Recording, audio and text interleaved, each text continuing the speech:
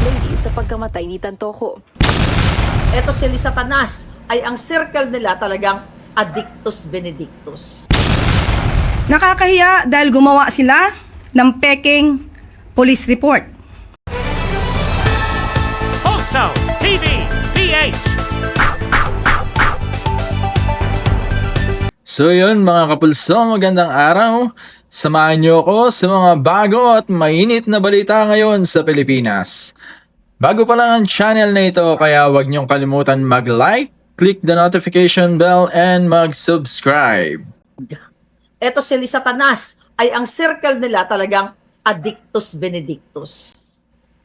Isang malinaw na katotohanan na ang testimonya ni Agent Morales sa Senado, ang ngangabels ni Cathy Binag na inalok siya ni Liza ng pulburon, makapunta siya sa bahay ni Liza. Ang circle nila, mga adik. Dapat yung mga alpotera at ang mga inggit sa Alindogo, huwag nyo tong itapik. Kasi ako nag-expose nito. Di ba? Kasi Marnica, ganito, ganyan. Hinabasa kasi ako dyan. Huwag nyo to itapik, dalhin dito sa inyo. Hindi kayo nag-expose dito. Dahil wala kayong lakas ng loob na sabihin sa viewers ninyo, umurahin ang mga buwaka ng inang Liza at bangag na sumisira sa kinabukasan ninyo sa pagnanakaw, sa pag-aadik. Huwag nyo tong itatapik, mga puk. Right? Now, ano masasabi nyo ngayon? Dahil totoo ang in-expose ko sa inyo na nag-addict sila dito sa Beverly Hills. Remember this? Asan na yung panakot ni natin? Lahat ng panakot tinanggap ko sa ngalan ng katotohanan, mga jutang din na kayo na mga satanas. Ano ngayon, Liza? Di ba sinabi ko na na-hold siya dito sa US for questioning? Remember that I told you? Anong ginawa nila? Maharlika, fake news. Hindi naman yun na-detain. Kinitwist pa nila yung salita ko. Kayo dyan sa Pilipinas, nagsisinungaling ba si Maharlika? 7 warrant of arrest, 4 na kaso ang pinapadala sa akin dito ng buwaka ng inang Marcos Jr. Bangag Alpotera because I am telling the truth sa inyo. Ayaw niyong gumising na adik ang gobyerno ninyo. Pinapaligiran ng mga addictus benedictus. I even spend money mga result na ito para sa bayan. So ayun, di ba kumuha siya ng parang nag-hire siya or nagbayad siya para lang makuha ng result. So ayun. Now, ano ngayon? Vindicated tayo. Yes. Di ba? Even si Inday Sara nagsalta niyan. Ano kayo ngayon? Yung mga bangag alpot na nagpakulong, nagpakidnap kay Pangulong Duterte dahil si Pangulong Duterte ang isa sa mga unang nagsalta na addicto si Bangag. Tapos okay lang, I love you PRRD. Ayaw namin anuhin si Bangag at si Liza kasi she's good to me naman. Puking. Gigil ako ayun. Right? Panoorin naman natin ngayon kung ano yung sasabihin ng palasyo dati. Kailangan pa ba natin paniwalaan ang mga ganitong klaseng istorya na nanggagaling sa Vice Presidente? Tapos, nung nagkaroon ng malaking krimen sa Estados Unidos na merong namatay dahil sa drug overdose at kung makikita ninyo doon sa police report ay nandoon ang pangalan ni First Lady Liza Marcos na isa sa mga tao doon sa loob ng kwarto kung nasaan yung tao ay nag-overdose. So ito nga pala, in-expose din ni VP Sara nung panahon na dinadampot si PRRD. So nung dadalhin siya sa Netherlands. Yun yung time na yun, alam ko eh. Sa suspected drug overdose sa hotel room at ang daming nakikitang white powder substance na sinabi doon sa police report ay suspected cocaine din, ay bigla nilang kinuha si Pangulong Duterte. Sa kanya pala lang galing ang fake news. Fake Siya news pala daw, ang sabi source ni ng fake news na ito na pinapakalat. Spokesperson Claire. Ayan. So next. So Sa balita tayo ngayon. Drug Balita. overdose. Ayan. Yan ang lumabas sa pagsusuri ng Estados Unidos kaugnay sa pagkamatay ni Rustan's Executive Paulo Tantoco nitong Marso. Alamin natin yan sa Agenda Weekend Report ni Ivy Reyes. Namatay sa cocaine overdose si Response Corporation Air Paulo Tantoco noong Marso. Iyan ang resulta ng toxicology report nito ayon sa Los Angeles County Coroner's Office. 4 na buwan ang mapabalita ang pagpanaw nito noong March 9 Philippine time, listed a significant condition ang posibleng komplikasyon sa puso sa accidental death ni Tantoco.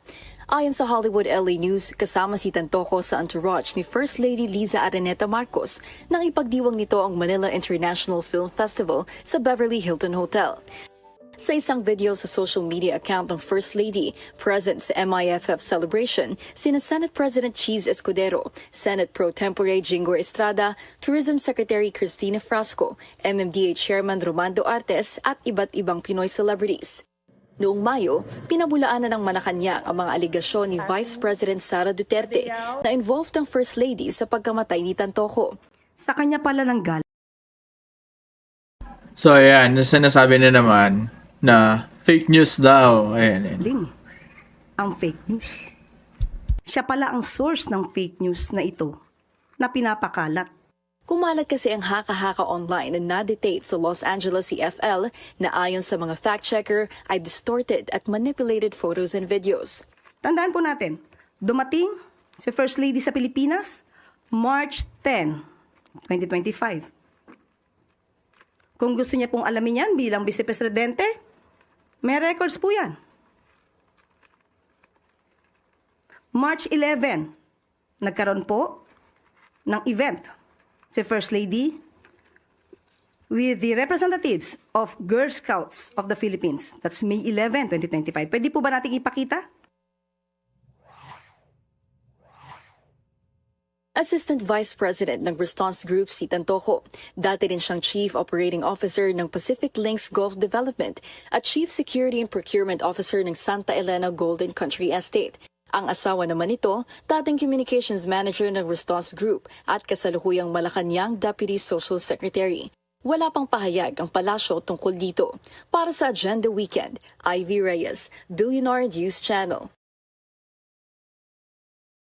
So yun, no? Kung makikita natin, ayon dun sa lumabas na report, drug overdose, sorry. So, ayun. Grabe. So, ito, panoorin naman natin kung ano yung sabi ng Malacanang ngayon. Kakalungkot dahil yung mga pribadong tao Ayun yung, na nagluluksa ano ngayon, July 15. ay nadadamay sa pamumulitika. Ginagamit ng ibang mga obstructionists para masira ang First Lady, ang Pangulo, at ang administrasyon na ito. Nakakahiya ang kanilang mga ginagawa. Unang-una, si Mr. Paulo Tantoco ay hindi po kasama sa official entourage ni FL o ni First Lady ng unang ginang. Nakakahiya dahil gumawa sila ng peking police report. Naturingan journalist, mga dating spokespersons, hindi marunong mag-imbestiga ng sarili. Hindi sila nagiging journalist, kundi nagiging propagandista ng kanilang mga sinusulong na interes. So, yun, no? What if totoo yung sangkot nga ang First Lady?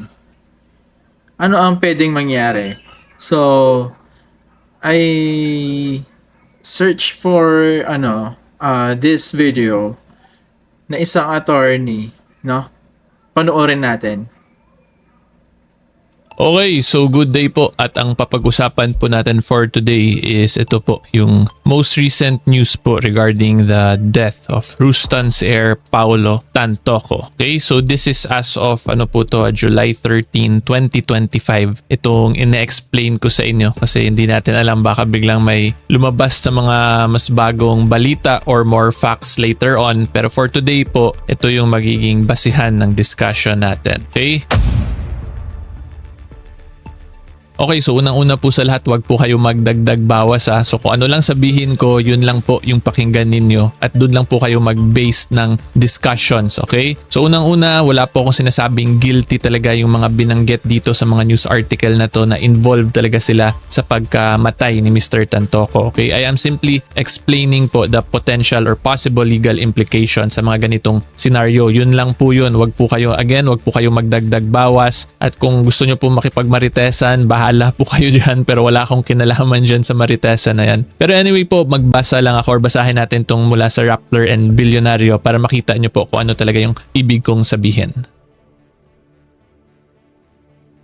So ito po, makikita ninyo dito, Manila, Philippines, the Los Angeles County Medical Examiner confirmed that Rustan Commercial Corporation RCC Executive Paulo Pawi Tantoco died from use. Okay, so hindi ko na lang to sasabihin kasi baka ma-block na naman to sa social media or ma-demonetize tayo. Okay, so in the case detail page of Tantoco's case, his death was marked as accidental with the primary cause being effects. Okay, so ang iti-take note po natin dito, yung cause of death daw niya was accidental pero yung main cause kaya nagkaroon ng accidental death is because of these effects. Okay, so yan po yan. And then next, the LA Medical Examiner also noted that before his death, Tantoco was suffering from probable atherosclerotic cardiovascular disease or plaque buildup in the arteries which causes the thickening of the walls surrounding a person's blood vessels. Okay, so yung pinaka main point po dito, more or less po itong pagbabara sa arteries niya, nagtulungan itong dalawa, itong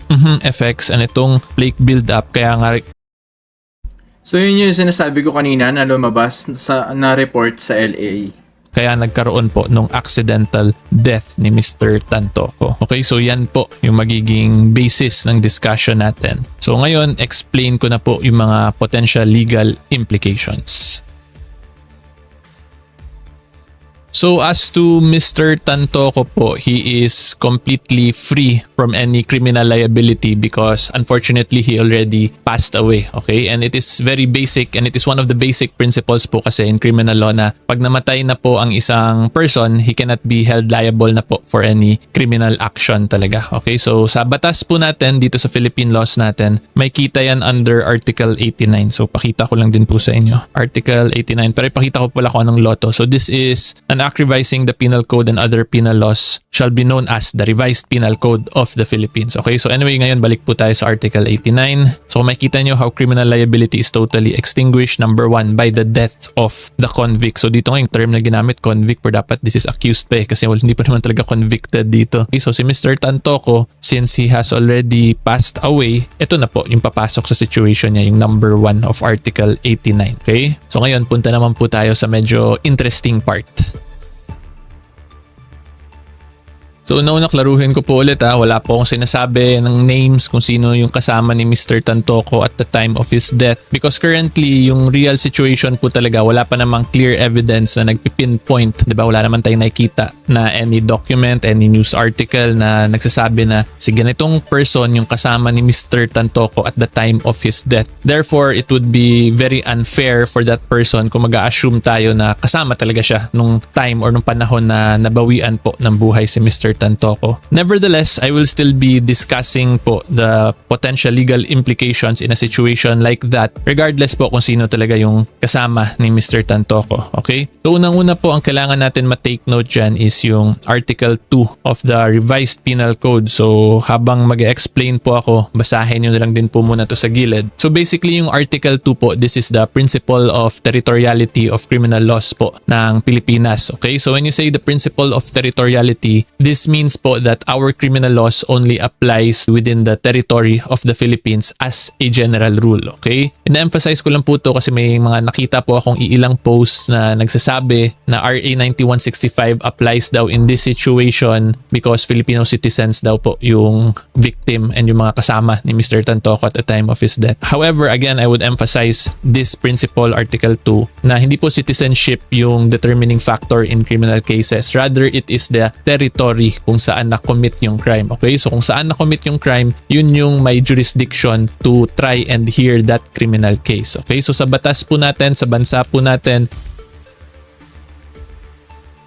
principle of territoriality po yung sinusunod natin. So kung makita po ninyo, Article 2, provisions of this code shall be enforced not within the Philippine archipelago. So I am pretty sure this is a typographical error. So this is from the e-library ng Supreme Court. Anyway, pakita ko po sa inyo yung isa pang version na lang sa Official Gazette para ma-sure tayo. So Article 2, application of its provision. So this is still the Revised Penal Code, Act number 3815. So yan, except as provided in the treaties and laws of preferential application, the provisions of this code shall be enforced not only within the Philippine archipelago, including its atmosphere, its interior waters and maritime zone, but also outside of its jurisdiction against who. So i-rephrase ko po muna para mag-gets ninyo. Ito pong Article 2 ang sinasabi, ang criminal laws po natin shall be enforced not only, hindi lang po daw sa Philippine archipelago, but also outside of its jurisdiction, provided papasok siya dito sa limang to. So in other words, ito pong limang to, these are the exemptions to the principle of territoriality. Okay? So kung makita po nyo, very specific po yan. Number 1, should commit an offense while on a Philippine ship or airship. So pag nasa isa ka pong ship or airship tapos nakaregister under the Philippines, pasok pa rin po yan sa,